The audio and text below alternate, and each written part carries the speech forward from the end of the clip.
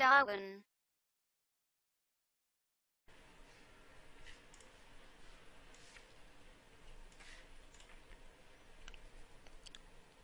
Si vous ne faites pas attention, il est possible que vous vous retrouviez avec des ressources qui sont surutilisées, c'est-à-dire que pour deux ou plusieurs tâches qui se trouvent au même plage horaire, c'est-à-dire qu'elles vont commencer soit en même temps, soit se terminer en même temps, et si vous utilisez pour ces deux tâches-ci la même ressource, alors on va dire que la ressource est surutilisée.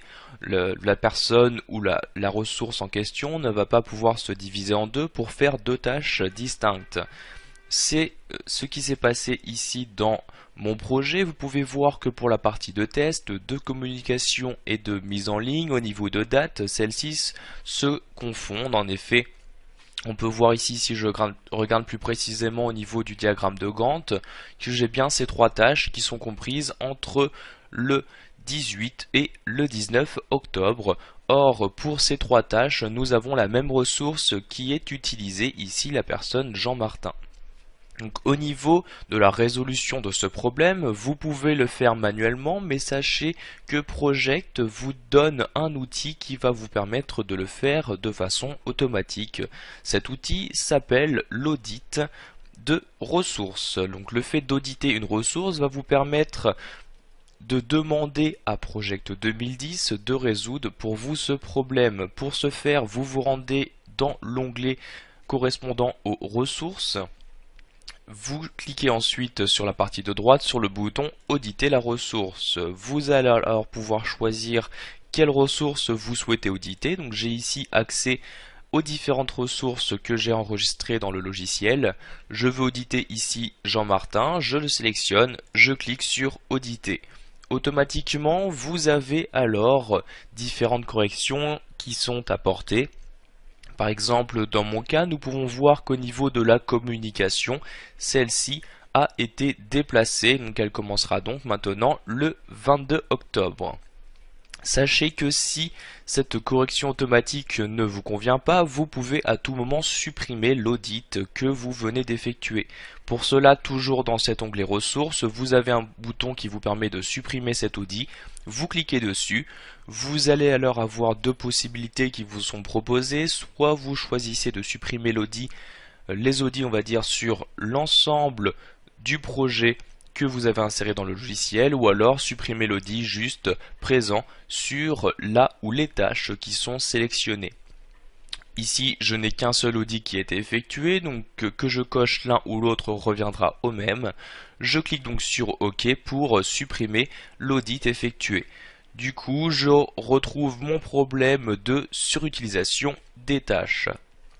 Donc si vous utilisez le fait d'auditer la ressource, cela se fait de manière automatique, mais sachez que vous avez accès à différentes options qui vont vous permettre de changer un peu le fonctionnement de cet audit.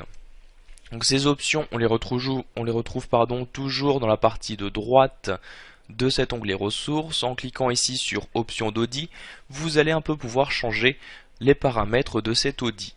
Dans un premier temps, si vous souhaitez le rendre totalement automatique, c'est-à-dire que l'audit va être lancé dès que vous insérez une nouvelle tâche ou une nouvelle ressource, vous pouvez ici cocher automatique. Ensuite, au niveau de la recherche de la surutilisation, vous pouvez effectuer cette recherche jour par jour, ou plus précisément minute par minute, heure par heure, ou plus globalement semaine par semaine ou tous les mois. Vous choisissez ce que vous souhaitez au niveau de cette liste.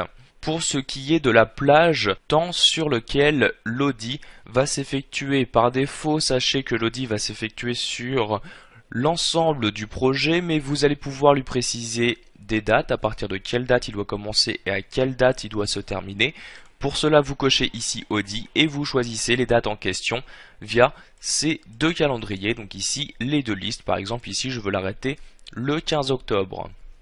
Vous avez ensuite accès à différentes options.